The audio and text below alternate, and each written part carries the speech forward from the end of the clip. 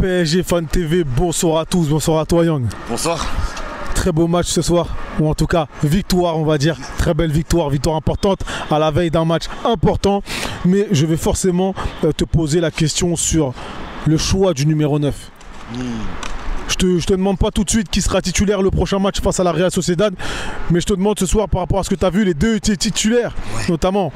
Je parle de Randall, je parle de Ramos. Écoute, je vais te répondre à cette question que les deux ont occupé l'axe de notre attaque à un moment donné du match. Ramos a occupé l'attaque, la pointe parisienne jusqu'aux alentours de la 70e, si je dis pas de bêtises. Kolo Muani, lui, avait démarré à un poste d'ailier gauche. Poste d'ailier gauche où il a eu des grandes, je trouve, de grandes difficultés pour se mettre en valeur et se mettre en évidence. Mais ça, peut-être qu'on en parlera plus tard dans un ballcast ou peut-être dans ce débrief, je sais pas. Mais Kolo Muani du coup a succédé à Ramos dans l'axe pour terminer le match. Les deux sont buteurs ce soir et c'est pas la même. C'est pas le même style de toute façon, on l'a toujours dit, c'est pas le même style d'attaquant, c'est pas les mêmes déplacements, c'est pas. Mais force est de constater que les deux au Paris Saint-Germain te mettent le même style de but. C'est-à-dire qu'ils sont quasiment face à un but vide et ils ont pas, en principe, ils n'ont pas à se faire prier pour marquer. Mais au niveau des courses, au niveau du style de jeu, c'est clairement pas la même chose. D'accord, donc finalement personne tire son épingle du jeu. Jusqu'ici, si on doit arrêter la saison maintenant, malheureusement non. J'aurais aimé qu'un des deux se détache, mais malheureusement non. Très bien. Donc on va parler de ce côté droit, mais beaucoup plus bas cette fois-ci, avec Mukiele qui était titulaire ce soir. Comment l'as-tu trouvé? Et est-ce que tu penses que c'est un 4-3-3 qu'il va falloir aligner face à la Real Sociedad? Mukiele, il essaye de reprendre le rythme parce que c'est pas facile pour lui depuis un peu après le trophée des champions où il y a eu ces rumeurs pour le Bayern Munich le concernant. Donc il essaie de reprendre le rythme. On a clairement vu que sur certaines séquences il pouvait être en difficulté. Il a terminé au poste d'arrière gauche. Il a montré beaucoup de gaz quand même ce soir, beaucoup d'envie. Il n'a pas tout réussi, mais je note quand même un garçon qui se dépouille à chaque fois qu'il est sur le terrain. Moi j'aurais quand même préféré que ta question se porte sur un garçon nommé Beraldo parce que... Tu le mettrais pas forcément... Non, parce qu'on a un titulaire en puissance qui se nomme Achraf Hakimi, qui a été bien géré depuis son retour de la CAN. Donc je pense que Hakimi pour moi démarrera au poste d'arrière droit mercredi, mais moi je reviens... Ce qui est logique, mais je te pose la question quand même. Voilà, ce qui est logique.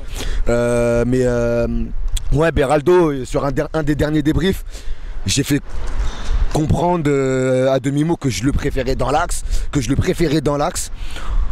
On voit clairement que Beraldo a mieux fini le match au poste d'arrière central, de défenseur axial.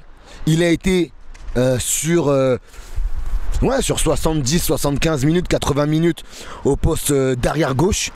On a vu encore une fois les difficultés de Lucas Beraldo lorsqu'il y a du vrai vis-à-vis face à lui, lorsqu'il y a une vraie adversité, lorsqu'il y a des vrais joueurs de ballon face à lui. Zegrova, le joueur qui était derrière lui, Thiago Santos.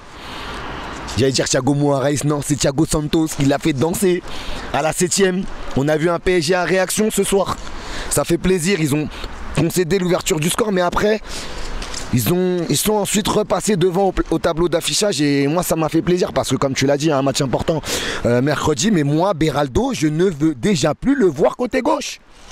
Enrique met les joueurs à leur poste.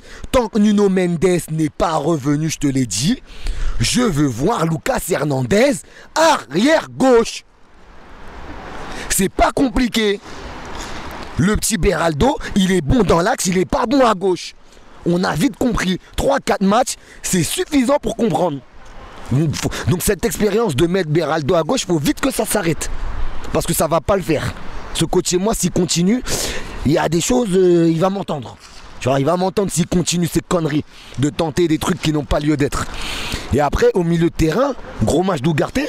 On finira sur ça. Ouais, qui je trouve qui je trouve à rappeler à son entraîneur qu'il était toujours dans la danse, qu'il était toujours dans le coup. Et après, frérot, devant, tu me parlais au niveau des attaquants qui se détachent, au niveau des neufs. Frérot, Bappé est resté sur le banc par précaution ce soir. Bappé sera numéro 9. Même si c'est un poste apparemment qu'il aime pas jouer d'après Daniel Riolo. Mais Bappé sera 9. Et on a clairement vu ce soir que les ailiers se sont détachés. Dembélé, Barcola sont passeurs. Grosse entrée de Barcola. Donc non, le 11 on le connaît déjà en vrai. Après, si tu me demandes si cette équipe est prête pour jouer la Sociedad, ils ont intérêt à être prêts. Parce que la Sociedad, ils ont beaucoup de blessés. Et nous, les supporters parisiens, après les 2 dernières années qu'on a passées avec deux coachs en bois qu'on a eu. Et là, un coach qui, quand même si voilà, je viens de dire que ça, s'il a des choix de position de joueurs qui me déplaisent par moment, mais ce coach-là, déjà, c'est pas. Il fait quand même du bon taf. Jusqu'ici, il fait du bon taf. Il n'y a pas trop de faux pas de la part d'Enrique. Donc, si tu me demandes si cette équipe est prête, je te dis, j'espère qu'elle est prête, parce que nous, les supporters, on va pas tolérer un faux pas face à la Sociedad dans 8e. On a trop souffert avec ce club, on a trop souffert avec cette équipe. Maintenant, on commence même à souffrir avec ce stade. On ne sait pas ce qu'il en est de l'avenir de ce stade. Donc, ils ont intérêt à passer la Sociedad. Sinon, ça risque d'être le mood global de cette équipe qui, pour le moment, se porte bien et risque de flancher. Donc, la Sociedad, c'est un premier point culminant sur le parcours de la saison. Il y a intérêt à le passer. Merci. Bonne soirée.